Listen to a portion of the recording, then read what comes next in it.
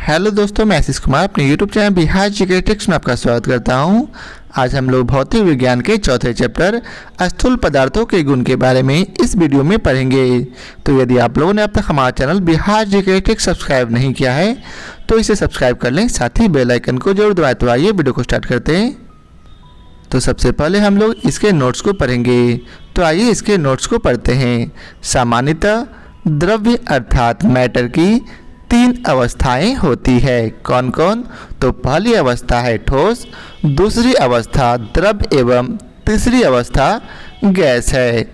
द्रव के अर्थात मैटर के तीनों रूपों में कुछ विशेष गुण पाए जाते हैं जो इस प्रकार है। पहला है ठोस में प्रत्यास्था का गुण पाया जाता है, वहीं द्रव में दाब, पृष्ठ तनाव, श्यानता, केशिकात्व एवं पलवन का गुण पाया जाता है और गैस में वायुमंडलीय दाब का गुण पाया जाता है। अब आगे है प्रत्यास्था अर्थात इलास्टिसिटी।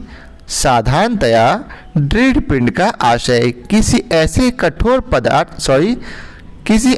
कठोर ठोस पदार्थ से है जिसकी कोई निश्चित आकृति तथा आकार हो, परंतु वास्तव में पिंडों को तनित, संपीड़ित अथवा बंकित किया जा सकता है। यहाँ तक कि किसी दृढ़ इस्पात की छड़ को भी पर्याप्त बाह्य बल लगाकर विरूपित किया जा सकता है।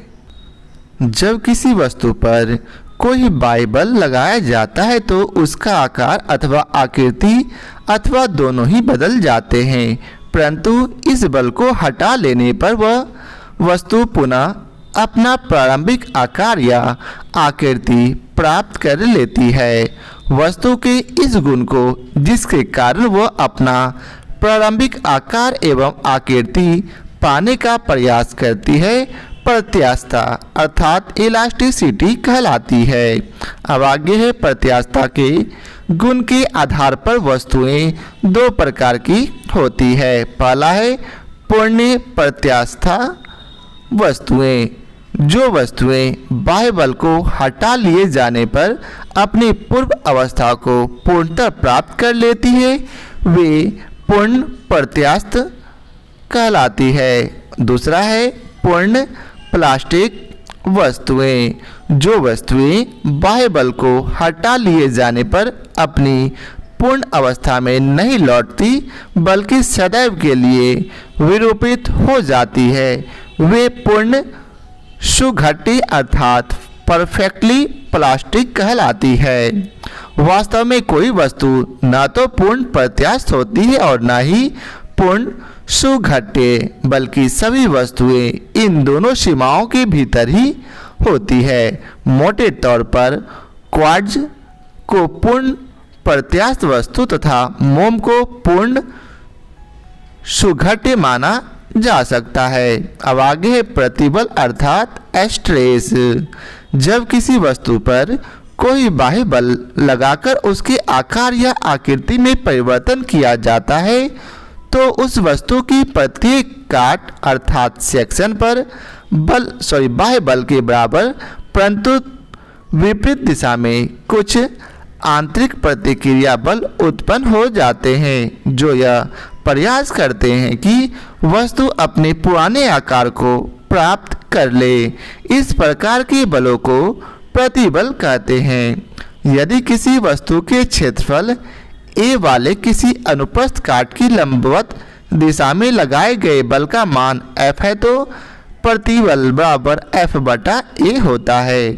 प्रतिबल का SI मात्रक न्यूटन प्रति मीटर स्क्वायर होता है। अब आगे है विकृति अर्थात स्ट्रेन। यदि किसी वस्तु पर बाह्य बल लगाने पर वस्तु के आकार या आकृति में परिवर्तन हो जाता है तो इसे विकृति कहते हैं। चूँकि विकृति एक अनुपात है अतः इसका कोई मात्रक नहीं होता है। नेक्स्ट है हुक का नियम। वैज्ञानिक रॉबर्ट हुक के अनुसार यदि वस्तु की विकृति अधिक नहीं है तो पदार्थ पर कार्यरत प्रतिबल उसमें उत्पन्न विकृति के अनुक्रमानुपाती होता है।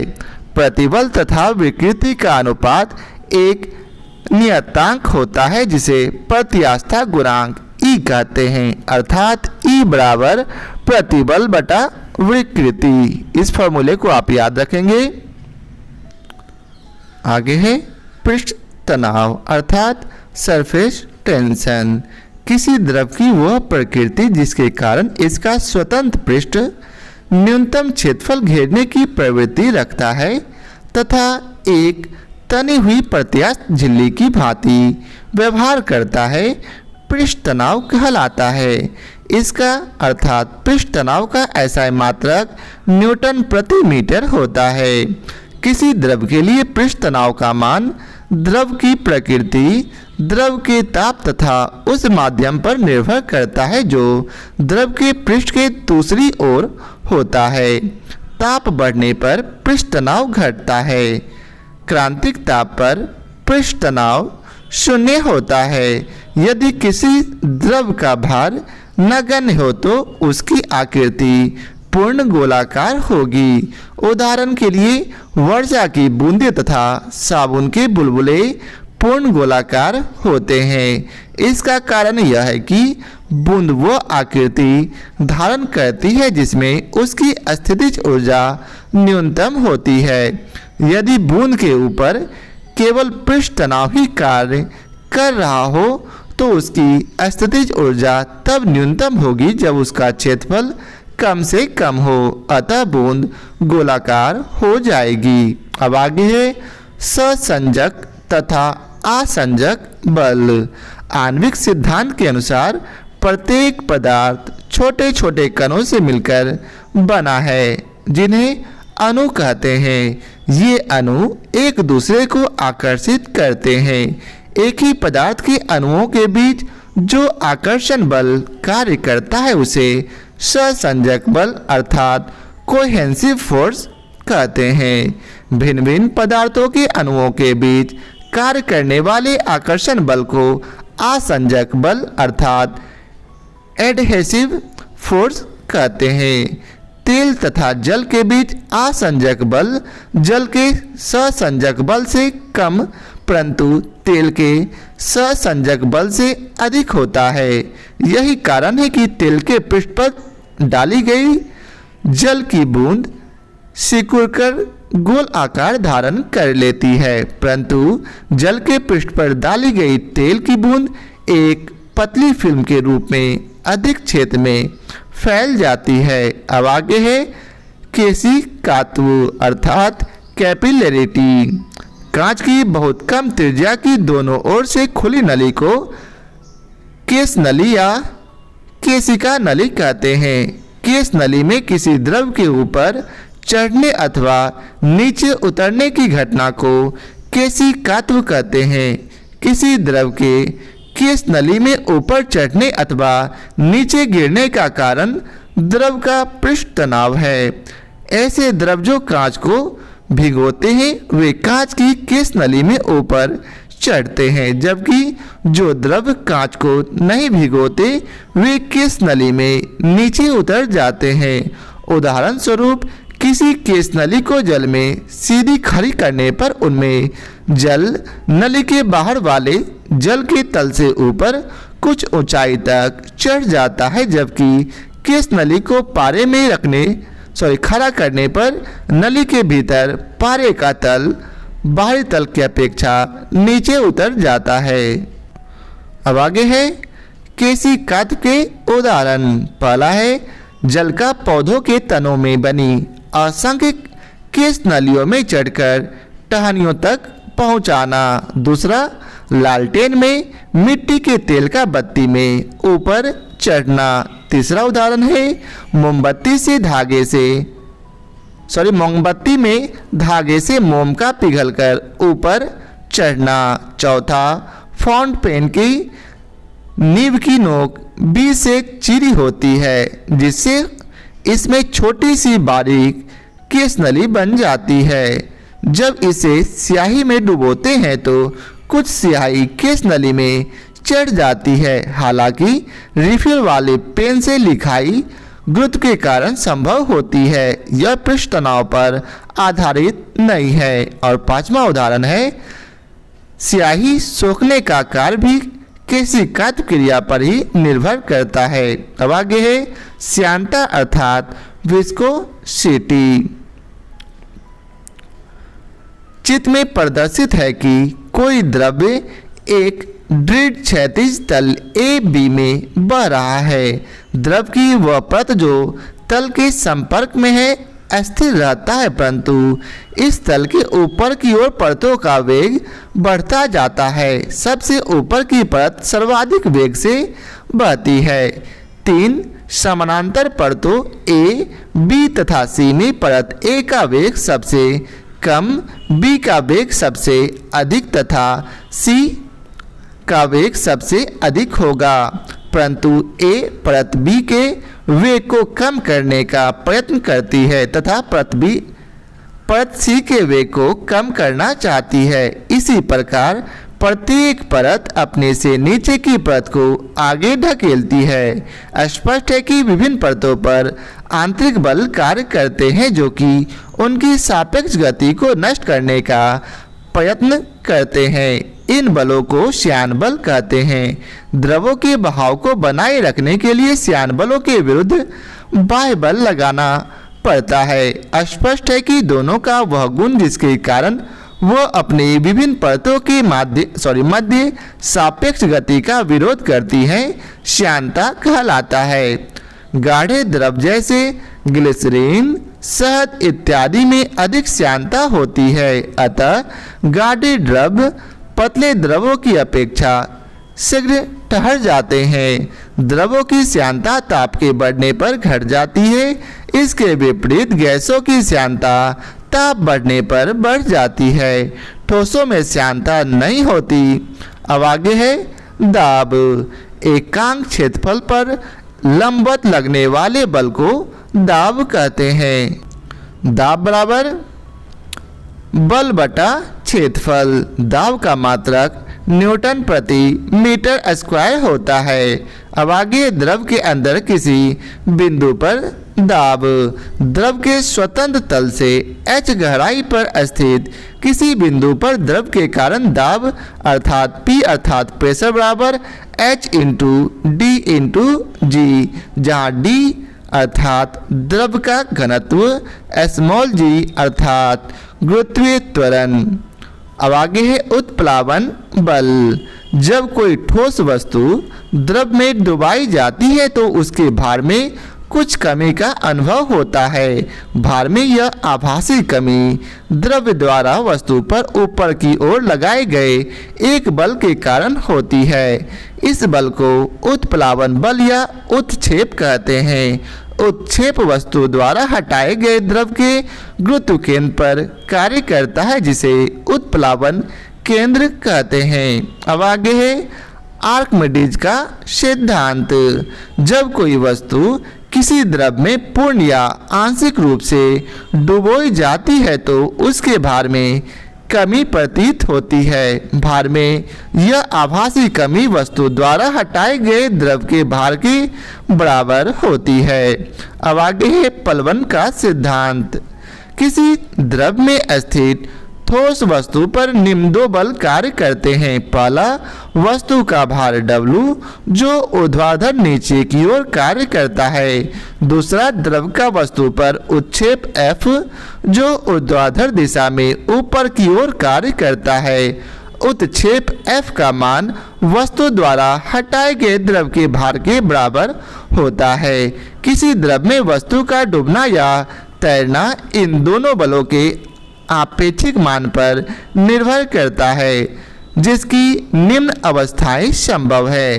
पहला है यदि W F से बड़ा हो तो इस दशा में परिणामी बल अर्थात W माइनस F नीचे की ओर कार्य करेगा, अतः वस्तु द्रव में डूब जाएगी। दूसरा है यदि W F के बराबर हो तो इस दशा में वस्तु द्रव में जहां होगी वहीं तैरती रहेगी। और तीसरा है यदि W F से कम हो तो इस दशा में वस्तु स्वतंत्र छोड़ देने पर ऊपर की ओर उठने लगेगी।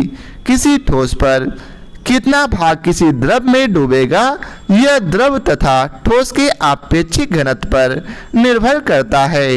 इसकी गणना निम्न संबंध द्वारा की जा सकती है, अर्थात ठोस में डूबे भाग का आयतन बटा ठोस का कुल आयतन बराबर ठोस का घनत्व बटा द्रव का घनत्व।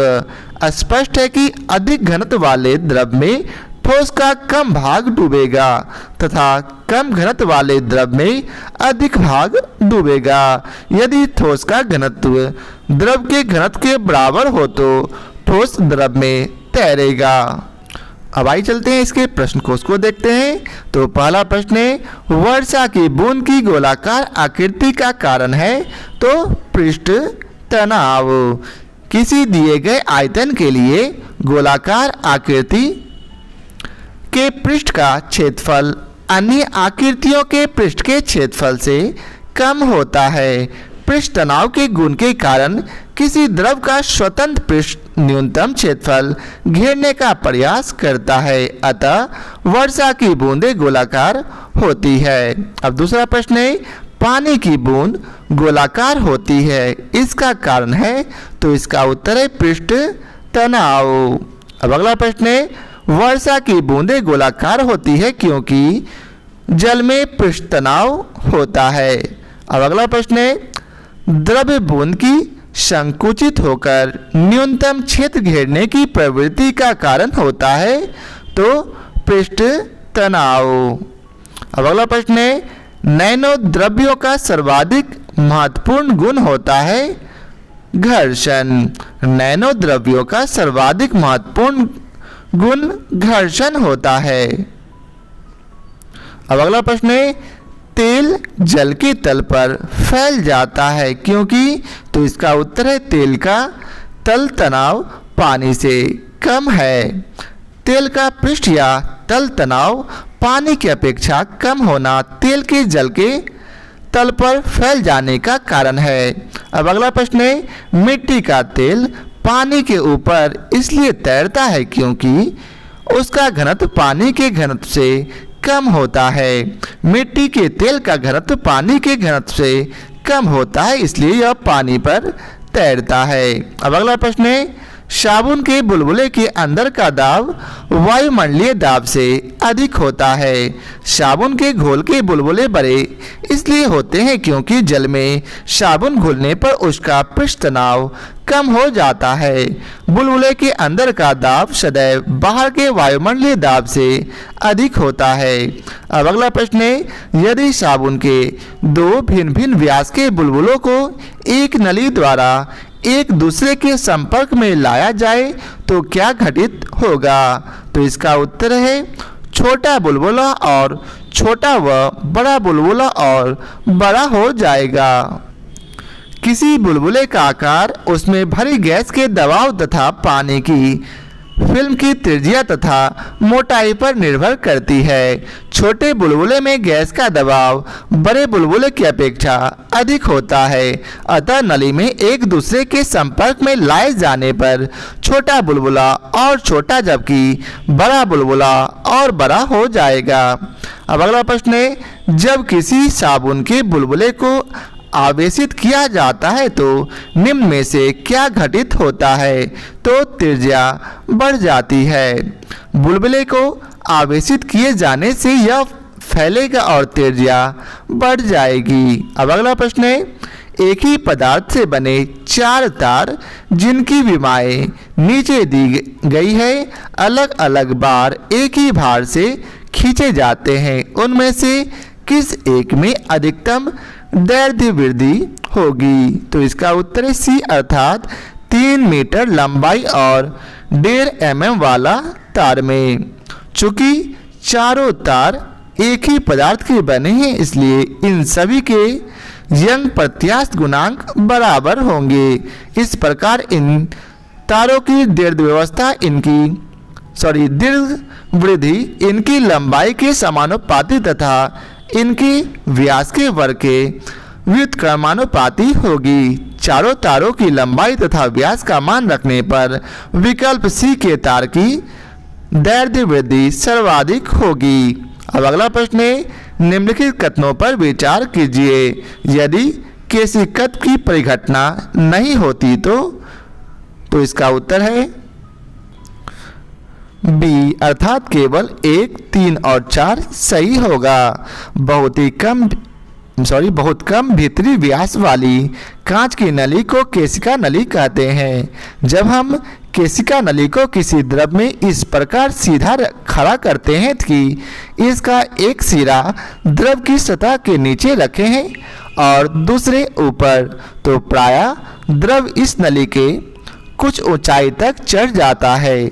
यदि नली कम लंबाई की होगी तो द्रव अधिक से अधिक इसके ऊपर सिरे तक चढ़ता है, किंतु बाहर निकलकर गिरता नहीं है।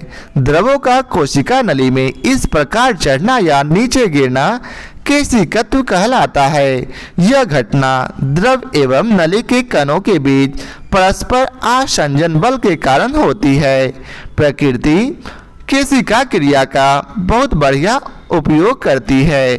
पेड़ पौधों की जड़ों की बारीक शाखाएं केशिका नलियों की भांति कार्य करके धरती से पानी एवं उसमें घुले पोषण तत्वों को ग्रहण करती है। केशिका क्रिया के फलस्वरूप ही लालटेन की बत्ती तेल के ऊपर चढ़ती है। ब्लॉटिंग पेपर स्याही सोखता है और तौलिया हमारे शरीर का पानी। केशिका क्रिया में द्रव बिना किसी बाह्य बल की मदद के गुरुत्वाकर्षण से विपरीत दिशा में संकीर्ण नली में चढ़ता है, जबकि एस्ट्रो द्वारा मृदु पेय का उपभोग करने में मुख द्वारा सहायक बाह्य बल आरोपित किया जाता है। अतः प्रश्नगत कथन 2 सही नहीं है, जबकि अन्य सभी कथन सही है। अब अगला प्रश्न है, निम्नलिखित में से किस एक के लिए केशिकत्व एकमात्र कारण नहीं है? तो इसका उत्तर है पौधे की जड़ों से जल का इसके पर्ण समूह की ओर बढ़ना। दैनिक जीवन में केशिकत्व के अनेक उदाहरण मिलते हैं।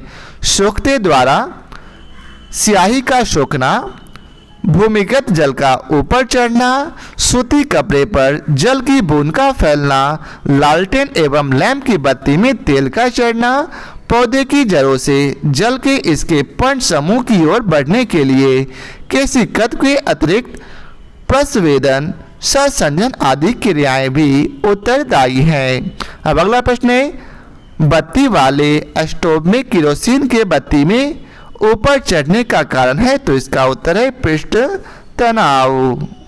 बत्ती वाले स्टोव में केरोसिन के बत्ती में ऊपर चढ़ने का कारण तेल का पृष्ठ तनाव है।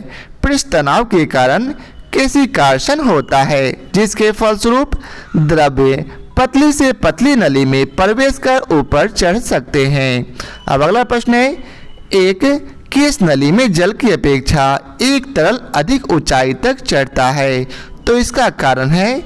तो इसका उत्तर है डी अर्थात तरल का पृष्ठ तनाव जल की अपेक्षा ज़्यादा है। केश नली में तरल अपने पृष्ठ तनाव के अनुपात में चढ़ता है। जिस तरल का पृष्ठ तनाव जितना ज़्यादा होगा वह उतनी ज़्यादा ऊंचाई तक चढ़ेगा। अब अगला प्रश्न है, जब किसी झील की तली से उठकर वायु बुलबुला ऊपरी सतह तक आएगा तो उसका आकार क्या होगा? तो इसका उत्तर है ए अर्थात बढ़ जाएगा। जब वायु का बुलबुला झील की तली से उठकर ऊपर की ओर आने लगता है तो तली की अपेक्षा ऊपर की ओर दाब घटने लगता है, जिसके कारण वायु के बुलबुले का आयतन बढ़ जाता है। अब अगला प्रश्न है, ताप बढ़ने के साथ द्रव की श्यानता क्या होगी? तो यह घटती है। द्रव का वह गुण जिसके कारण द्रव अपनी भिन्न भिन्न परतों में होने वाली सापेक्ष गति का विरोध करता है, श्यानता कहलाता है। द्रवों की श्यानता ताप के बढ़ने पर घट जाती है। यही कारण है कि जून माह में सिरा जनवरी माह की तुलना में कम श्यान होता है। अब अगला प्रश्न है, हवाई जहाज से यात्रा करते समय पेन से स्याही निकलने लगती है, तो इसका उत्तर है वायु दाब में कमी के कारण अधिक ऊंचाई पर जाने पर दाब क्रमशः कम होता जाता है। इस कारण ऊंचाई पर पहुंचने पर वायुमंडलीय दबाव एवं पेन के अंदर स्याही के दबाव का साम्य भंग हो जाता है। पेन के अंदर स्याही का दाब अधिक होने के कारण यह बाहर की ओर निकल पड़ता है। अब अगला प्रश्न है, ऑटोमोबाइल्स के हाइड्रोलिक्स ब्रेक के कार्य करने का सिद्धांत है तो पास्कल का नियम। हाइड्रोलिक ब्रेक, हाइड्रोलिक प्रेस तथा हाइड्रोलिक लिफ्ट पास्कल के नियम पर आधारित है। पास्कल के नियम के अनुसार यदि गुरुत्वीय प्रभाव को नगण्य माना जाए तो संतुलन की अवस्था में किसी द्रव के भीतर प्रत्येक स्थान पर समान दाब रहता है। अब अगला प्रश्न है, मोबाइल तथा ऑटोमोबाइल ने भारतीयों विशेष रूप से ग्रामीण क्षेत्रों के लोगों के सामाजिक जीवन में निम्नलिखित में से किसके संबंध में एक क्रांति ला दी है। नीचे दी गए कूट से सही उत्तर चुनिए। तो इसका उत्तर है ए अर्थात केवल 1 और 2 में, अर्थात लोगों के आवागमन के संबंध में और दूसरा लोगों के जुड़ाव के संबंध में। मोबाइल फोन से जहां लोगों के जुड़ाव के संबंध में क्रांति आई है, वहीं ऑटोमोबाइल क्रांति से लोगों को आवागमन के नए नए साधन प्राप्त हुए हैं। अब अगला प्रश्न है, बैरोमीटर पवन में अचानक गिरावट हो जाने से निम्नलिखित में से कौन सी एक मौसम दशा इंगित होता है। तो इसका उत्तर है तूफानी मौसम। वायु दाब मापी या बैरोमीटर की रीडिंग में अचानक गिरावट आ जाना यह बताता है कि मौसम तूफानी होगा। अब अगला प्रश्न है, नीचे दिए हुए 4 छिद्रों वाले एक फव्वारे के चित्र पर ध्यान दीजिए। फव्वारे के कौन से छिद्र से पानी अधिकतम दूरी तक फेंका जाएगा। तो इसका उत्तर है डी अर्थात 1 से। किसी फव्वारे के छिद्रों से निकलने वाले जल की गति के मापन के लिए टोरिस-शेली के नियम के अनुसार V बराबर √2GH होता है, जहाँ G बराबर गुरुत्वीय त्वरण, H बराबर फव्वारे के जल स्तर से किसी छिद्र की दूरी। चूंकि छिद्र एक जल स्तर से सर्वाधिक दूरी पर है, अतः सूत्र V बराबर √2GH के अनुसार छिद्र एक से निकलने वाला जल की गति सर्वाधिक होगी और इसी छिद्र से पानी अधिकतम दूरी तक फेंका जाएगा। अब अगली प्रश्न है, एक तरल किसी सिलेंडराकार पाइप में धारा रेखीय रीति से बह जाता है। पाइप के अक्ष वाले खंड में प्रवाह की परिच्छेदिका अर्थात प्रोफाइल होगी। तो इसका उत्तर है डी। धारा रेखीय गति में पाइप के पास परतों की गति न्यूनतम होती है और जैसे जैसे पाइप से दूर जाते हैं परतों की गति बढ़ती जाती है। अब आगे है, निम्न में से कौन सा पेट्रोलियम परिष्करण का उपोत्पाद है। तो इसका उत्तर है एस्फॉल्ट। अपरिष्कृत पेट्रोलियम के निरंतर प्रवाही आसवन द्वारा औद्योगिक उपयोग के विभिन्न उत्पाद प्राप्त किए जाते हैं। यह प्रक्रिया परिष्करण कहलाती है। एस्फॉल्ट पेट्रोलियम का परिशोधन करने के दौरान उत्पन्न होता है। अब अगला प्रश्न है, कड़े जाड़े में झील की सतह हिमशीतित हो जाती है किंतु उसके तल में जल द्रव अवस्था में बना रहता है। यह किस कारण से होता है। तो इसका उत्तर है सी अर्थात जल की सघनता 4 डिग्री सेल्सियस पर अधिकतम होती है। 4 डिग्री सेल्सियस पर जल का आयतन न्यूनतम तथा घनत्व अधिकतम होता है। झीलों एवं नदियों की केवल ऊपरी सतह के जमने में पानी के अनियमित प्रसार की महत्वपूर्ण भूमिका होती है। जाड़े के दिनों में वायुमंडलीय तापमान 0 डिग्री सेल्सियस से कम हो जाने पर झीलों और नदियों की ऊपरी सतह ठंडी होने लगती है। जब सतही जल का तापमान 4 डिग्री सेल्सियस तक पहुंच जाता है तब वह अधिकतम घनत्व के कारण नीचे बैठ जाता है और नीचे की तरफ में विद्यमान जल को ऊपर की ओर विस्थापित कर देता है। यह प्रक्रिया तब तक चलती रहती है जब तक संपूर्ण जल का तापमान 4 डिग्री सेल्सियस नहीं हो जाता। अंततः जब जल का तापमान 4 डिग्री सेल्सियस से कम होने लगता है तो उसका घनत्व कम होने लगता है। परिणाम स्वरूप सतही जल नीचे विस्थापित नहीं होता। सतही जल 0 डिग्री सेल्सियस पर जम जाता है जबकि सतह के नीचे विद्यमान जल का तापमान 4 डिग्री सेल्सियस ही रहता है। झील की ऊपरी हिमस्थित सतह ऊष्मारोधी का कार्य करती है तथा जल में विद्यमान ऊष्मा को बाहर नहीं जाने देती। अब अगला प्रश्न है, शीतकाल में जब झील की ऊपरी सतह का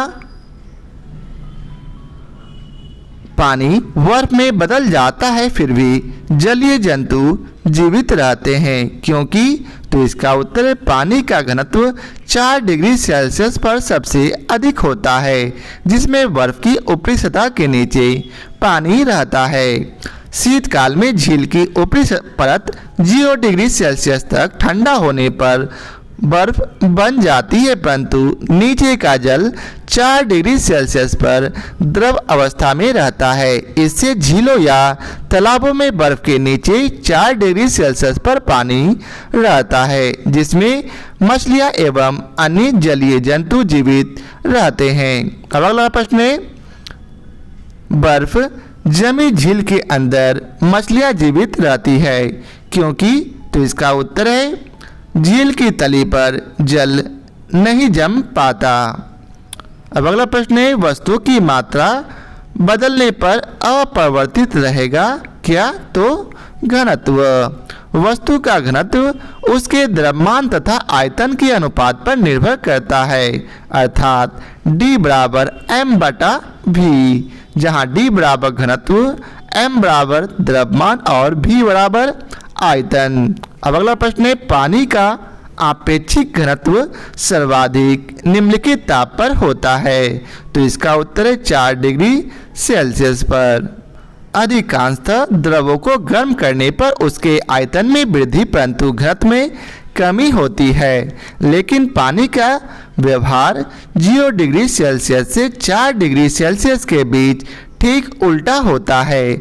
यदि किसी पात्र में 0 डिग्री सेल्सियस से पानी को लेकर गर्म किया जाए तो 0 डिग्री सेल्सियस से 4 डिग्री सेल्सियस तक आयतन घटता है एवं घनत्व बढ़ता है। अतः 4 डिग्री सेल्सियस पर पानी का आयतन न्यूनतम तथा घनत्व अधिकतम होता है।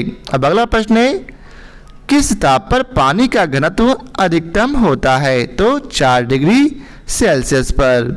अब अगला प्रश्न है, जल का अधिकतम घनत्व होता है 277 केल्विन पर। गर्म करने पर 0 डिग्री सेल्सियस से 4 डिग्री सेल्सियस तक जल का घनत्व बढ़ता है लेकिन आयतन कम होता है।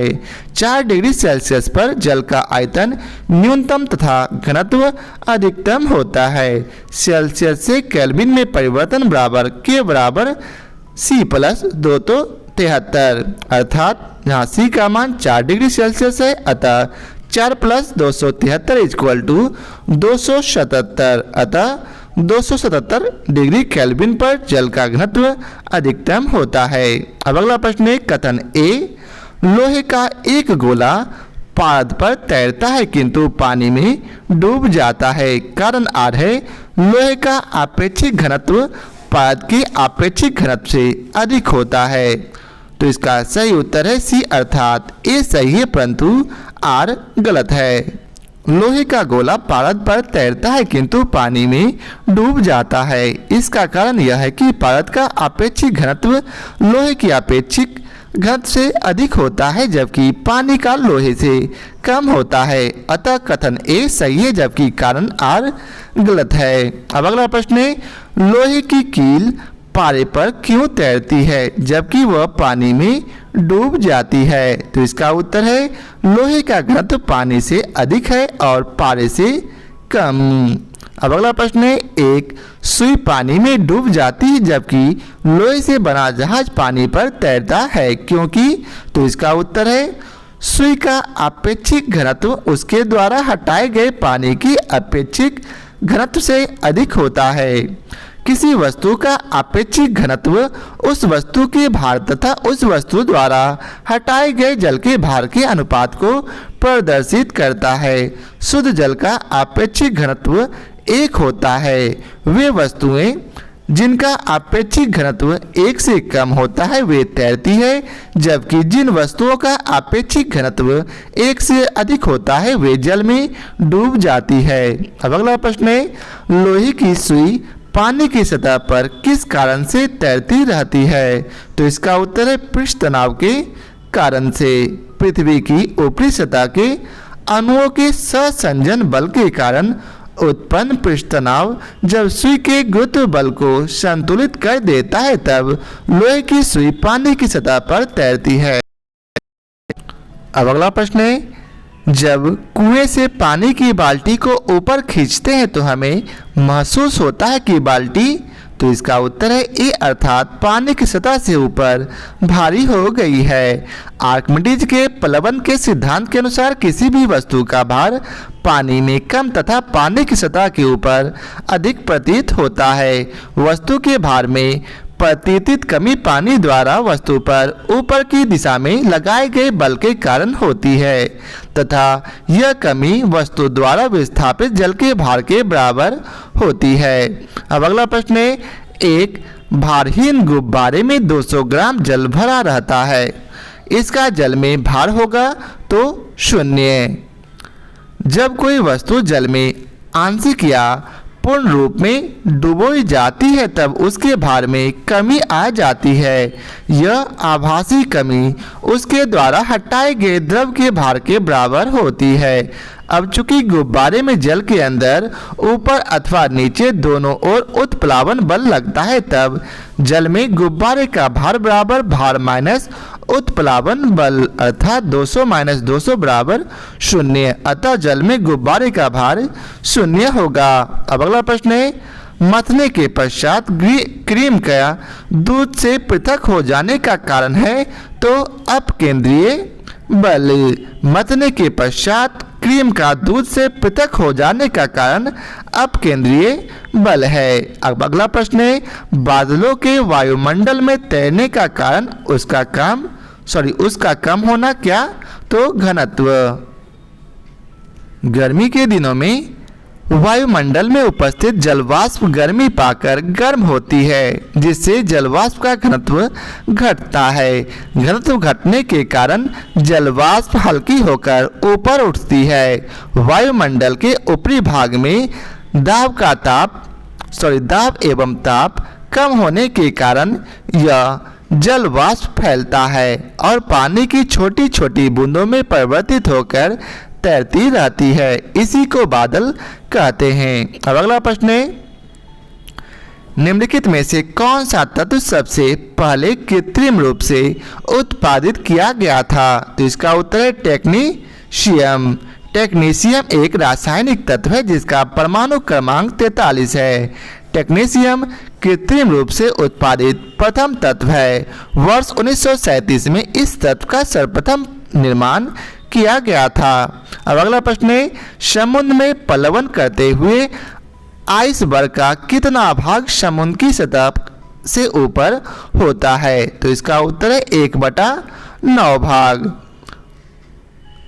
शुद्ध जल के बर्फ में परिवर्तित होने पर 4 डिग्री सेल्सियस ताप पर बर्फ का घनत्व जल के घनत्व का 1/9वां भाग होता है। अतः शुद्ध जल में बर्फ का 90% भाग पानी के अंदर और 10% भाग पानी के बाहर होना चाहिए। आर्किमिडीज एवं अंटार्कटिक महासागरों में प्लावी बर्फ दिखाई पड़ती है। जल के ऊपर बर्फ का केवल 1/9वां भाग हम देख पाते हैं। पलावी बर्फ का 8/9 भाग जल की सतह के अंदर बना रहता है, क्योंकि समुद्री जल लवणीय अर्थात अधिक घनत्व वाला होता है। लेकिन इससे निर्मित बर्फ लवणीय नहीं होता है, वह शुद्ध होती है। चूंकि प्रश्न में समुद्र में प्लवन करते हुए आइसबर्ग का सतह से ऊपर का भाग पूछा गया है, इसलिए विकल्प ए सही उत्तर होगा। अब अगला प्रश्न है, पानी के एक गिलास में एक बर्फ का टुकड़ा तैर रहा है। जब बर्फ पिघलती है तो पानी के स्तर पर क्या प्रभाव होगा? तो इसका उत्तर है उतना ही रहेगा। आर्किमिडीज के अनुसार वस्तु अपने भार के बराबर ही द्रव में स्थान घेरती है, अतः आयतन में कोई परिवर्तन नहीं होगा। अब अगला प्रश्न है, पानी के 4 डिग्री सेल्सियस पर शरीर तैरता है। यदि तापमान 100 डिग्री सेल्सियस हो जाए तो क्या होगा? तो इसका उत्तर है शरीर डूब जाएगा। द्रवों को गर्म करने पर उसके आयतन में वृद्धि परंतु घनत्व में कमी होती है। 4 डिग्री सेंटीग्रेड पर शरीर पानी में तैरता है, क्योंकि शरीर का घनत्व 4 डिग्री सेंटीग्रेड जल के घनत्व से कम होता है। जब तापमान 100 डिग्री सेंटीग्रेड हो जाएगा तो पानी का घनत्व शरीर की अपेक्षा कम हो जाएगा और शरीर डूब जाएगा। अब अगला प्रश्न है, समुद्र में नदी की अपेक्षा तैरना आसान होता है, क्योंकि समुद्री जल नमकीन होता है। सोडियम क्लोराइड तथा अन्य लवणों की अधिकता के कारण समुद्री जल नमकीन होता है। फलतः समुद्री जल का घनत्व अधिक होता है तथा उसमें उत्प्लावकता भी अधिक होती है, इसलिए समुद्र के जल में तैरना आसान होता है। अब अगला प्रश्न है, जब कोई जहाज नदी से सागर में घुसता है तो क्या होता है? वह कुछ ऊपर उठ जाता है। नदी के जल के घनत्व की अपेक्षा समुद्र के खारे पानी का घनत्व अधिक होता है, इसलिए समुद्र के जल में जहाज के प्रवेश करने पर अधिक प्लावन बल लगता है, जिससे जहाज कुछ ऊपर उठ जाता है। अब अगला प्रश्न है, कथन ए, जब कोई जहाज नदी से निकलकर सागर में प्रवेश करता है तो वह कुछ ऊपर उठ जाता है। कारण आर है, सागर के जल का घनत्व नदी के जल के घनत्व से अधिक होता है। उपरोक्त कथनों के संदर्भ में निम्नलिखित में से कौन सा सही है? तो इसका उत्तर है ए, अर्थात ए और आर दोनों सही हैं और आर ए का सही व्याख्या है। अब अगला प्रश्न है, स्थित विज्ञान निम्नलिखित में से किससे संबंधित है? तो इसका उत्तर है विश्राम की स्थिति से। स्थित विज्ञान अर्थात स्टैटिक्स यांत्रिकी की वह शाखा है जो विश्राम की स्थिति से संबंधित है। तो यह था आज के वीडियो का आखिरी प्रश्न। आशा करता हूं आप लोगों को हमारा यह वीडियो पसंद आया हो। यदि आप लोगों को हमारा यह वीडियो पसंद आया हो तो लाइक और शेयर जरूर करें। फिर मिलते हैं नए चैप्टर के साथ। आज के लिए बहुत बहुत धन्यवाद।